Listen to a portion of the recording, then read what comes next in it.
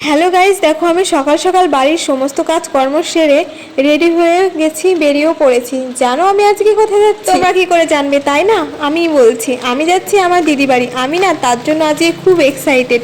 তো সকাল সকাল উঠে সমস্ত কাজ কমপ্লিট করে নিয়েছি, আর এখন খাওয়া দাওয়া করে বেরিয়েও পড়েছি, সবাইকে টাটা বাই বাই করে।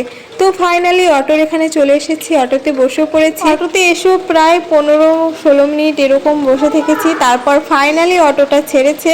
আর এখন আমি যাচ্ছি আমাদের স্টেশনে বেথুয়াডাহুরি। তো ফাইনালি বেথুয়াডাহুরিতে পৌঁছেই প্রথমে টিকিট কাউন্টারে গিয়ে টিকিটটা কেটে ফেলেছি, বেথুয়া থেকে ব্যারাকপুর। তো এখন যাব লেডিস কামরায়, তো সেখানে দাঁড়িয়ে আছি। আর দেখো ট্রেন আসছে, এই মুহূর্তেই ঝরঝর করে বৃষ্টি আরম্ভ হয়ে গেছে। এই বৃষ্টিতে শুধু এখন পুরোটা ঢাকা ছিল ওপরে, তার জন্য রেহাই, নাহলে তো পুরো ভিজেই যেতাম। ট্রেনে তো উঠে পড়েছি, অনেক তপস্যার পর একটা সিট পেয়েছি। অনেকক্ষণ দাঁড়িয়েছিলাম, বাহাদুরপুর এসে একটা সিট পেয়েছি। তো ওখান থেকেই বসে বসে পুরো চলে এসেছি নৈহাটিতে।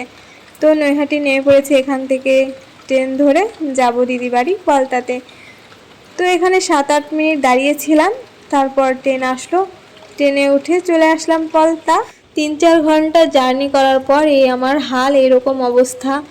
তো দিদি আমাকে না এগিয়ে আনতে গেছিলো একটু, আমি সেগুলো কিছুই ভিডিও করতে পারিনি, ভুলে গেছিলাম। আসলে আমি ট্রেনে কিছুই খাই না, এই যে 3-4 ঘন্টা আসি, আমার ভালো লাগে না কিছু খেতে, মনে হয় আমার হাত নোংরা, এই হাত দিয়ে খাবো এরকম ফিল হয়।